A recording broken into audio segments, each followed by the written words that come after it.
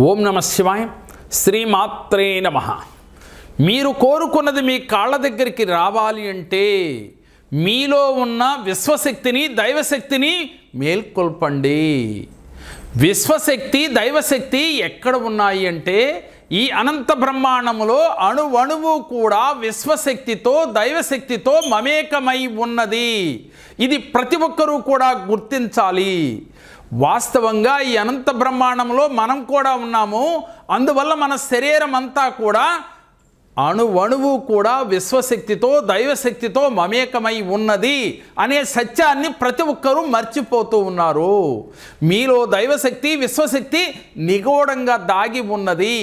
కానీ మనం అది మరిచిపోయి ఎక్కడో విశ్వశక్తి ఉంది, ఎక్కడో దైవశక్తి ఉందని మనం వెతుకులాట మొదలుపెట్టాము. మిత్రులారా, గుర్తుపెట్టుకోండి, జీవితంలో విశ్వశక్తి దైవశక్తి ఎక్కడో లేదు, మీలోనే ఉన్నది. కానీ మనం ఏం చేస్తున్నాం? విశ్వశక్తి దైవశక్తి అని చెప్పి అనేక అఫర్మేషన్స్ విజువలైజేషన్ చేస్తూ ఉన్నాం.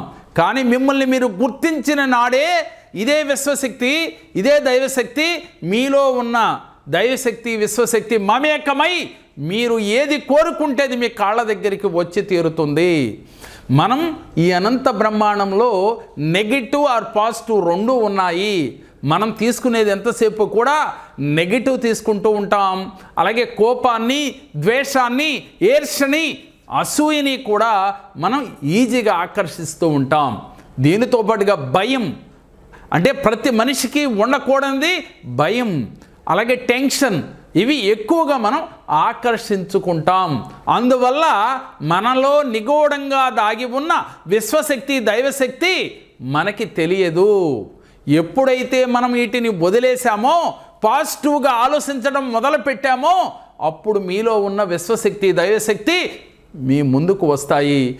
ఈ ప్రకృతిలో ఉన్న విశ్వశక్తి దైవశక్తితో మమేకమై మీరు ఏది కోరుకుంటేది మీ కాళ్ళ దగ్గరికి వస్తుంది. అంటే మనకు అర్థమైంది ఏమిటి? మీలో దాగి ఉన్న శక్తి మీరు గుర్తించాలి.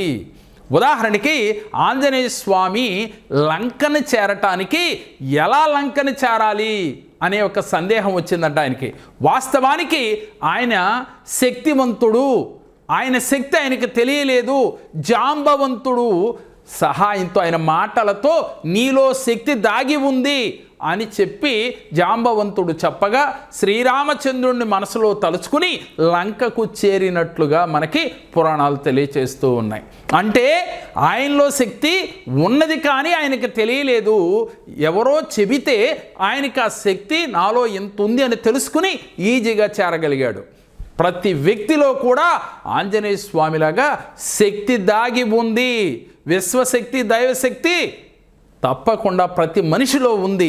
ఇది గుర్తించండి. ఆత్మే పరమాత్మ అని చెప్పుకుంటూ ఉంటాం మనం.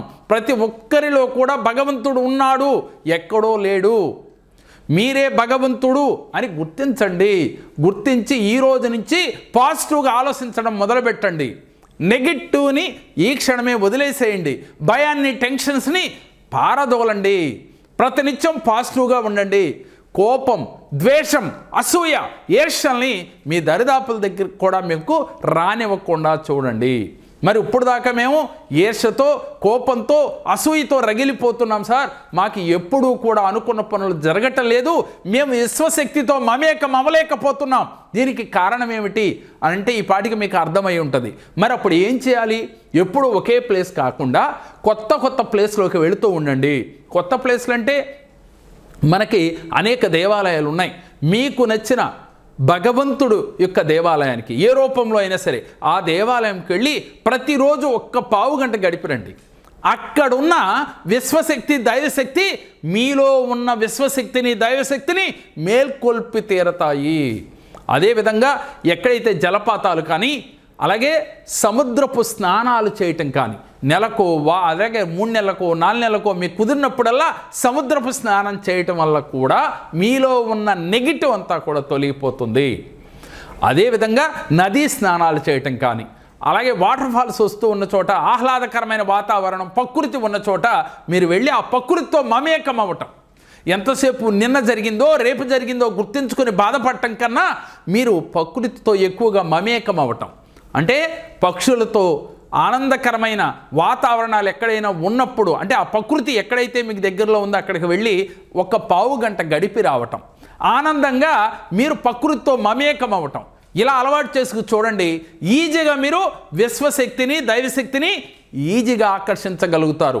మీలో ఉన్న విశ్వశక్తి దైవశక్తి కనెక్ట్ అయిపోతాయి. సహజంగా ఎప్పుడు ఇంట్లో కూర్చుని రొటీన్గా మనం చేస్తుంటే మనకు విశ్వశక్తి దైవశక్తి కొందరికి కనెక్ట్ అవ్వదు. ప్రతిరోజు ధ్యానం చేయడం అలవాటు చేసుకోండి. ఉదయం ఒక అరగంట, సాయంత్రం ఒక అరగంట తప్పకుండా చేసి తీరండి. దీనితో పాటుగా దేవాలయాన్ని సందర్శిస్తూ ఉండండి. అలాగే మంచి ఆహ్లాదకరమైన వాతావరణాలలోకి అవకాశం ఉన్నప్పుడల్లా వెళుతూ ఉండండి. మీరు ప్రేమని పంచుతూ ఉండండి, ప్రేమగా మాట్లాడుతూ ఉండండి. కోపాన్ని ఈర్ష్యని ఈ క్షణమే వదిలేయండి. శత్రువు అనేవాడు మీకు లేడు అనే భావంతో మీరు ప్రతినిత్యం ఉండాలి. మీ మనసులోంచి శత్రు శేషము లేకుండా ఈ క్షణమే మీరు వదిలేస్తే మీకు విశ్వశక్తి దైవశక్తి, మీలో ఉన్న విశ్వశక్తి దైవశక్తికి ఈజీగా కనెక్ట్ అయిపోతాయి. అప్పుడు మీరు ఎఫర్మేషన్ చేయండి, అప్పుడు మీరు విజువలైజేషన్ చేయండి. మీరు ఏది కోరుకుంటేది మీ కాళ్ళ దగ్గరికి ఎందుకు రాదు అని అడుగుతూ ఉన్నా. మరి మీకు నమ్మకం ఉందా? ఇప్పుడు వరకు ఎన్ని చేసినా రావటం లేదు అని బాధపడేవారు ఈ రెమెడీస్ ఆచరించి, చిన్న రెమెడీ ప్రతి ఒక్కరూ చేయగలిగింది, నమ్మదగినది కాబట్టి ఆచరించడం చాలా ఈజీ. చేసి చూడండి, దాని ఫలితం మీకు తప్పకుండా వచ్చి తీరుతుంది. ఓం నమః శివాయ. నమస్కారం అండి. ఆర్థికంగా చాలా ఇబ్బంది పడుతూ ఉండగా జేకేఆర్ గురువు గారి యూట్యూబ్ ఛానల్లో చూసామండి. ఆయన చెప్పిన విధంగా 3 నెలలు కోర్స్ చేశాము. అంతా బాగుంది. ఇప్పుడు ఆర్థికంగా ఇబ్బందులన్నీ తీరాయి. మాకు సంతోషంగా ఉన్నాము. జేకేఆర్ గురువు గారికి నమస్కారం.